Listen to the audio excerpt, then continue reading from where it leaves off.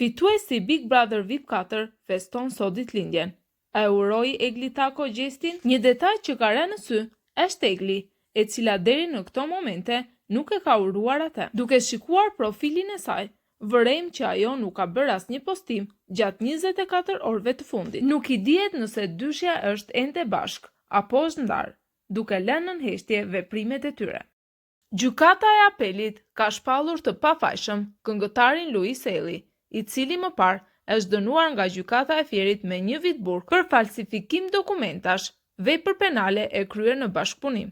Kujtojmë se ish noteri Eli u dënua me 1 vit burg pasi u shpall fajtor për falsifikimin e një deklarate notariale për të justifikuar parat me prejardhje kriminale të shtetit Fatmir Abdurrahmanit. Ndërkohë për Fatmir Abdurrahmanin, të cilit i është hartuar deklarata notariale nga Eli, gjykata e Fierit ka dhënë mas arrest me burg për 18 muaj. Ky i fundit rezulton të jetë dënuar më parë në Itali për veprën penale të prostitucionit, ndërsa në vitin 2021 ishte firmosur sekuestroja e pasurive, ndërsa në 2022 ju konfiskuan pasuritë. Pas vendimit të gjykatës së apelit, që e shpalli të pafajshëm për akuzën e falsifikimit të dokumenteve, Luis Eli ka reaguar publikisht me një video të postuar në Instagram.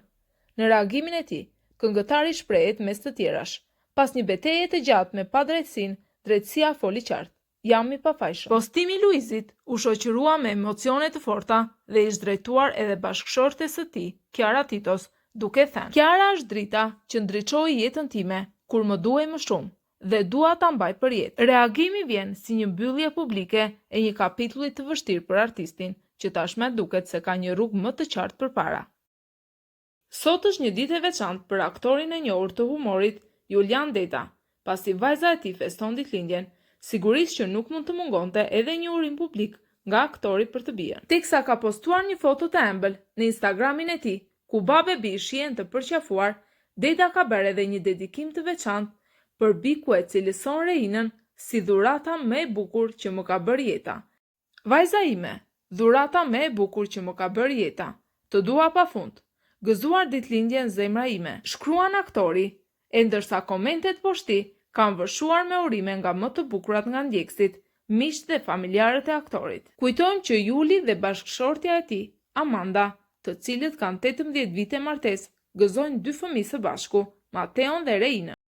Siç e tham, gjesti feston sot ditëlindjen dhe mes urimeve të shumta ka marrë edhe një mesazh të veçantë nga moderatori i spektaklit Ledion Liço. Ledioni ka postuar në rrjetet sociale një foto të fituesit, duke shkruar shkurtimisht: Happy birthday Noob, shkëlqef gjithmonë. Ky urim ka tërhequr vëmendjen e ndjekësve, të cilët e kanë komentuar si një vlerësim për momentet që përcaktuan finalen e këtij edicioni. Loredana Brati ka festuar ditëlindjen.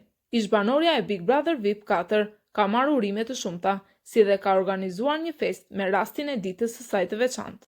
Ajo çfarë u vure ishte se nuk pati urime publike nga ish-banorët e tjerë të shtëpisë më të famshme në Shqipëri, me të cilët aty brenda pati krijuar raporte të mira. Por vëmendjen e mori urimi Josefin Markut, me të cilin në Big Brother VIP 4 pati krijuar një lidhje dashurie. Jozi ka zgjedhur të bëjë një urim për ditëlindjen e Loredanës përmes një postimi në Insta Story. Ai ka ndarë një foto të saj me tortën e ditëlindjes, duke e shoqëruar me një emoji me aureol dhe një emoji me zemër të kuqe. Nuk dihet se çfarë po ndodh me romancën mes 2 ish-banorëve të Big Brother VIP 4, por duket se Jozi vazhdon të ketë ndjenja për Loredanën. Kujtojmë se kjo e fundit, pas përfundimit të reality show-ut, vazhdonte që të mbante unazën e martesës që vendosi në shtëpinë më të famshme në Shqipëri. Deri më tani, dyshja nuk janë ekspozuar shumë kohët e fundit në rrjetet sociale së bashku, e publiku është kurioz që të di se çfarë po ndodh me ta. Pas vendimit të Agjencisë për Informim dhe Privatësi në favor të Xheneta Fetaut në lidhje me gjyqin me fituesin e Big Brother VIP Kosova 3, Drilon Rama, ish finalistja ka vendosur të përballet me avokatin e tij. Në fakt ishte një përballje e paplanifikuar, pasi avokatja Bedrie Rexhepi ishte e ftuar në emisionin Kosova Today dhe papritur aty u shfaq Xheneta.